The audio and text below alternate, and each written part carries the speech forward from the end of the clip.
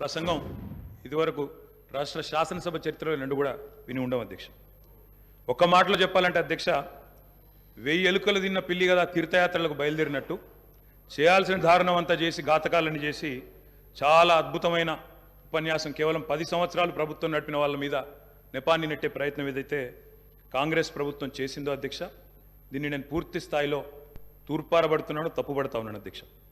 అధ్యక్ష, ఈ దారుణమైన గవర్నర్ గారి ప్రసంగం చూసిన తర్వాత, గవర్నర్ గారి దారుణమైన ప్రసంగం చూసిన తర్వాత కాంగ్రెస్ పరిపాలనలో రాష్ట్ర భవిష్యత్తు రాబోయే 5 ఏళ్ళు ఎట్లా ఉండబోతుందో చాలా స్పష్టంగా నిన్న పూర్తి స్థాయిలో మాకు అర్థమైంది అధ్యక్ష, రాష్ట్ర ప్రజలకు కూడా అర్థమైందని నేను అనుకుంటా ఉన్నా అధ్యక్ష. అయినప్పటికీ వాస్తవాలు ప్రధాన ప్రతిపక్షంగా వాస్తవాలు ప్రజల ముందు పెట్టాల్సిన బాధ్యత మా ముందు ఉంది అధ్యక్ష. కాబట్టి తప్పకుండా అవన్నీ కూడా చెప్తాను అధ్యక్ష. అధ్యక్ష, మా జగిత్యాలకు సంబంధించిన కవి గారు అలిశెట్టి ప్రభాకర్ గారు ఒక మాట అన్నారు అధ్యక్ష. ఒక నక్క, ఇది ఆయన కవితను కోట్ చేస్తున్నాను అధ్యక్ష, ఒక నక్క ప్రమాణ స్వీకారం చేసిందట ఇంకెవరిని మోసగించనండి.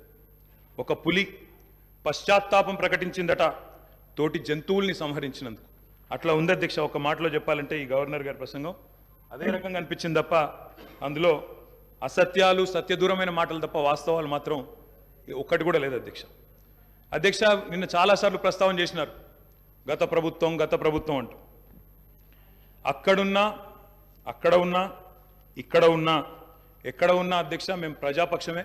తప్పకుండా తెలంగాణకు ఎన్నటికీ స్వపక్షమే, కాంగ్రెస్ ప్రభుత్వానికి ఎన్నటికైనా విపక్షమే అధ్యక్ష. తప్పకుండా ప్రజల తరపున గొంతు విప్పుతాం. అందుకే గతంలోని వారి పరిపాలన ఎట్లా ఉందో ఒక్కసారి తప్పకుండా అద్దం చూపెట్టవలసిన బాధ్యత ప్రధాన ప్రతిపక్షంగా మా మీదనే ఉంది అధ్యక్ష. అధ్యక్ష, ఎట్లుండే అధ్యక్ష 2014 ముందు తెలంగాణ ఘనత వహించిన వీరి ప్రభుత్వంలో ఎట్లుండే అధ్యక్ష?